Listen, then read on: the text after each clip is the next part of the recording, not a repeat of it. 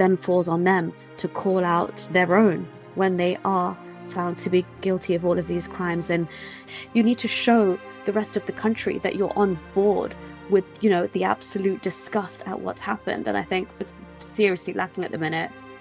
And in the same breath, it's because the English girl is not like my sister and she's wearing whatever she likes that she can be approached in that way. And she is easy access for me. It's a very warped way of thinking.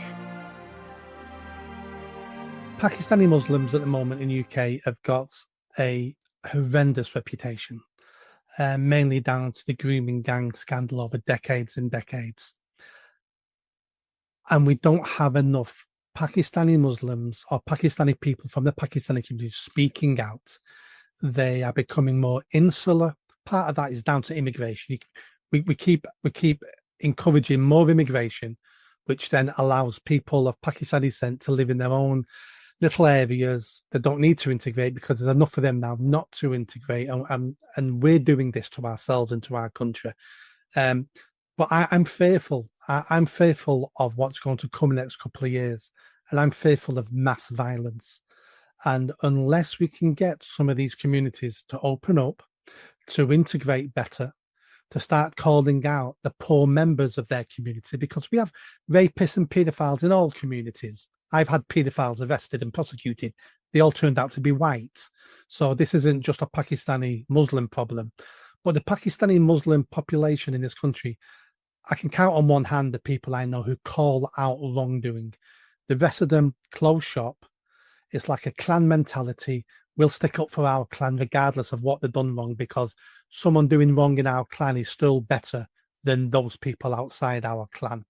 And I think they're sowing the seeds for a horrendous time in the UK over the next few years if they don't change. Do you think the Pakistani community in the UK can change, can do better at integration, can do better at calling out the wrong-uns in their society? Or am I just shouting against the wind? Oh no, absolutely. I think it needs to happen. Basically, I think it's their moral imperative to actually come out and differentiate themselves from these kind of perpetrators and say, no, as you said, there's good apples and bad apples in every society and in every culture, but the onus then falls on them to call out their own when they are found to be guilty of all of these crimes. And, I think at the moment, just like you, I can't really hear those voices. I can't see those voices around me. It's almost like a collective silence. And I know, obviously, it does stem from kind of their fears of being tarred with, as you said, the reputation is already kind of tarnished here, but there's this collective guilt and shame.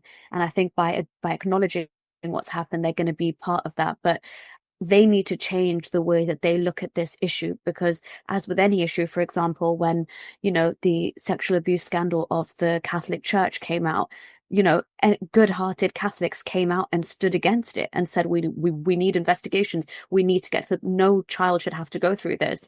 And we need the same kind of... It was Catholics who exposed it all. Exactly. Yeah. We need that same kind of resolve from the British Pakistani community. And it saddens me to say, but when I spoke to Martin Daubney, I told him the same thing, that there's a very heavily internal policing culture that goes on within them, especially because many of these perpetrators are from one specific community. From Mirpur, they are even more clan-like and tight-knit as a group. And it's kind of they've got strict honor codes, and it's almost like the worst thing in the world to, rat on your neighbor, despite having done the kind of crimes that we're talking about when it comes to grooming young British white girls. They would rather die according to their honor code.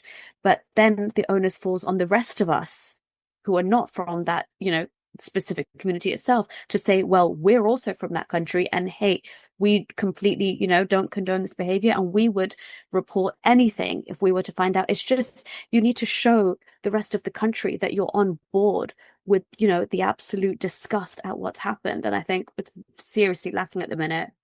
Yeah. Are these the same type of people from the same area of Pakistan that if they felt their daughter was discrediting the family, they would murder her. Yeah, absolutely. This region in particular, as I said, they have honor codes, very kind of tribal, clan-like. It's like a subculture within itself, but they are extremely patriarchal. And so it's the same kind of concepts as when you hear about honor, I call them dishonor killings. But those kind of things would go on in exactly the same um, culture there. And that's the problem because we have already had waves of immigration from that area into Britain. But as we continue, this obviously isn't just confined to that region in Pakistan, it's across the wider Middle East and conservative Islamic countries. And when we keep allowing these swathes of migrant working age men into the country who also come from similar rural backgrounds that treat women like this or think about them like this, it's no surprise why this country is getting more and more unsafe for women and girls to just walk home at night. Yeah, I mean, if they're quite willing to murder their own daughters, they're not going to think twice about respecting English girls living here, are they? Exactly. And there's so much at play there between, I could murder my sister. It's acceptable if she posts a video on TikTok that I believe to be, too raunchy or too kind of out there. And in the same breath, it's because the English girl is not like my sister and she's wearing whatever she likes that she can be approached in that way. And she is easy access for me. It's a very warped way of thinking where the onus obviously lies on the girl herself and the way she presents. Mm.